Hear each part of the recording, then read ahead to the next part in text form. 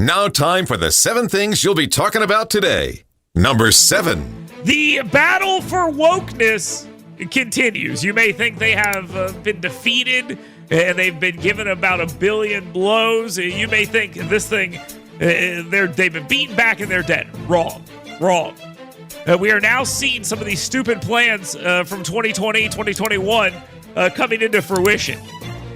The Duke University School of Medicine's 2021 strategic plan, which is now in place, says they need to get rid of the expectations of punctuality and dress codes because they are aspects of white supremacy culture. They want to create an anti-racist workforce, I guess telling people to show up whenever they want, wearing whatever they want, and challenge traditional professional norms in medicine. I gotta have a surgery. Gotta get my gallbladder out. When's the doctor coming? I don't know. We don't want to be racist, so we don't know. Number 6. Concerns over non-Americans voting grows as a United States Representative Jerry Carl is offering his support to the Safeguard American Voter Eligibility Act, the SAVE Act. Because it spells out SAVE. God, these people are so clever. It was introduced by Chip Roy of Texas, and it aims at ensuring that only United States citizens vote. This has always bothered me. Illegals aren't voting. How do you know? They're just not. Well, can we check? No, that's racist. It just makes no sense. This says, let's make sure we maintain our fair elections and protect the democratic process from foreign influence by, voter ID and stuff like that, and stop sending out registration cards to every person that touches a government agency. I would love to see them actually do this. Unfortunately, with Democrats in control, very unlikely it's going to happen. Number 5. The Alabama Department of Transportation. I talked about them yesterday, and I'm going to talk about them again today. It is now obvious that organization is needing to be shut down. Okay, let's just talk about it correctly. And the obviously not going to shut down the actual organization, so the head of it needs to go. Will Ainsworth already said so. He laid out his reasons with the misappropriation of the funds and the programs that don't make any sense. But now another report has come out from 1819 News that the left-wing media site, Alabama Political Reporter, was now receiving more money than we initially thought. It was even more than the $64,000 in less than a year. No, these payments were actually $76,000. They were aimed at advertising highway safety messages, and they paid far higher than the market rate. It's a grift, folks. Fire Cooper. Number 4. Alabama State Representative Kelvin Lawrence, a Democrat out of Hayneville, has been arrested on 2 felony charges of forgery in the second degree and criminal possession of a forged instrument in the second degree, each carrying a potential prison sentence of 1 to 10 years.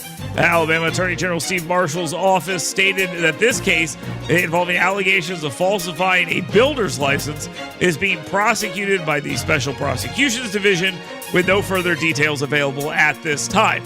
Obviously, he remains in the state legislature until convicted and then removed, but it makes it clear that there was an intent to defraud. They made up, completed, and altered a builder's license in order to get benefits from doing that.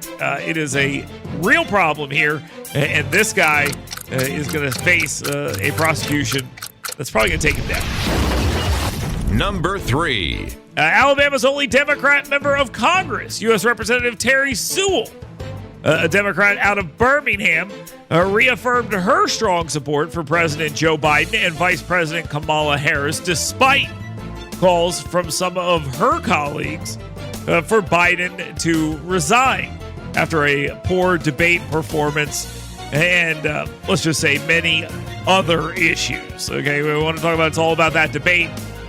Maybe, but there was a build-up to that as well. Sewell emphasized Biden's commitment to truth.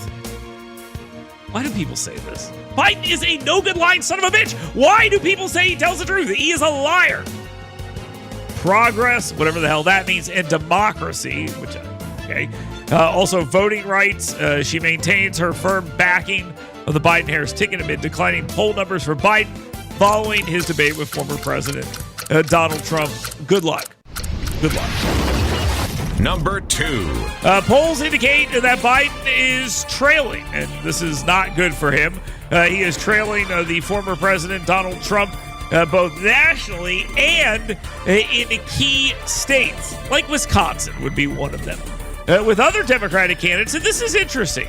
I don't know if this holds. I don't think that it does, but senators such as Tammy Baldwin, she is a senator from Wisconsin.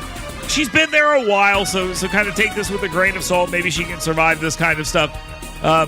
Less affected than Joe Biden is at the top. Well, I think that's what that means is he's polling far worse than her regardless, and she's out-polling him. On Election Day, things may be very, very different, but Biden continues his outreach efforts. You saw Terry Sewell there with her message saying, I support him. He's going to meet with Democrat mayors and governors and Congressional Black Caucus and others to try to rally support as it deteriorates. Now, time for the number 1 thing you'll be talking about today. I mean, this is the number 1 story until it's not, guys. I mean, it's just the way it is. Democratic anxieties regarding President Biden's candidacy have intensified following, ready? His poor debate performance, which is basically exactly how they're framing it because they're never going to stop talking about this. And you've seen some pivotal House and Senate meetings yesterday where they got together and they said, we kind of support Joe Biden, but we also don't support Joe Biden. But we don't really want to come out and say it because we're kind of scared and we don't want to do this. And it's like all these other things. Well, now you have your first United States Senator coming out, and it's Michael Bennet. He is the first senator to say, okay, I'm off the Joe Biden team. And so he's the first one to publicly say he is done with President Biden. Now, this did not happen because he wants to take a principled stand or he wanted to be out there in the front and declaring this. It happened because he got outed. Okay, he got outed. He was the guy who was speaking to a reporter and he told him, hey, I'm worried about a landslide.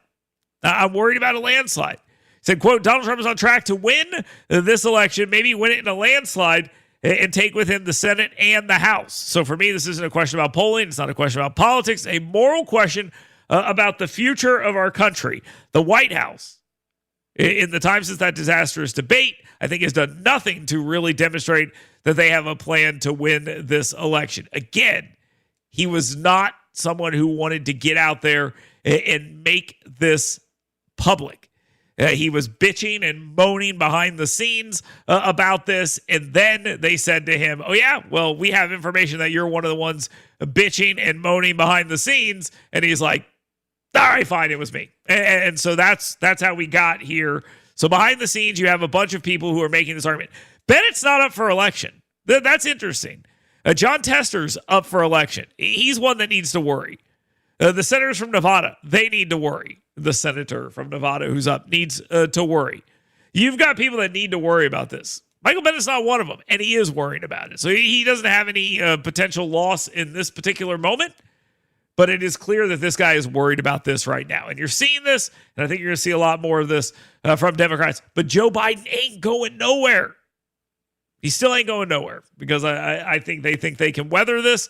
We'll see whether or not that's true as we move forward into this election, which is 100 some change away, and I am loving every minute of this. Now, if you would like to get involved, it is very simple. All you need to do, pick up the phone, give us a call. QC Connects free speech phone lines 866-494-WVNN. You can text us on the scoutpestcontrol.com WVNN hot take text line. Same number there, 866-494-WVNN. Still have people texting the other line. What are you doing?